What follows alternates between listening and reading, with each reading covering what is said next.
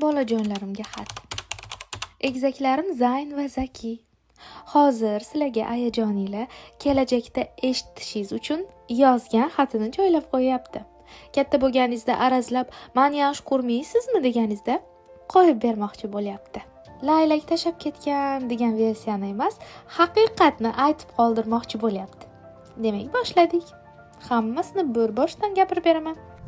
Sizlarga homiladorlik davrim eng quvonchli, eng xavotirli, eng baxtli oylar, kunlar, sanalar, daqiqalar bilan o'tdi. Bolajonlarim, bizni ota-ona qilib tanlashingizdan oldin men 3-marta bo'lgan operatsiyamdan o'zimga kelishga ulgurmagandim. Birinchi bergan signal belgisi ham o'zlaringizdagi sho'x bo'lgandi. Hammasi kuchli qo'y ketishdan boshlangan.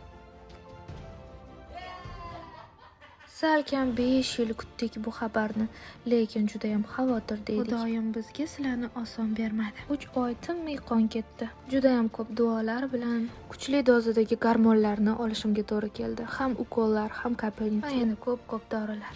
Dading hazillashib aytardi, "Ichingiz apteka bo'lib ketdi-ye" deb. Ko'z esa kuchaygandan-da kuchayardi. Biz ishonch bilan kutardik. Juda ham xursandmiz. Lekin oldinda bizni qanaqa sinovlar kutayotganini bilmasdik.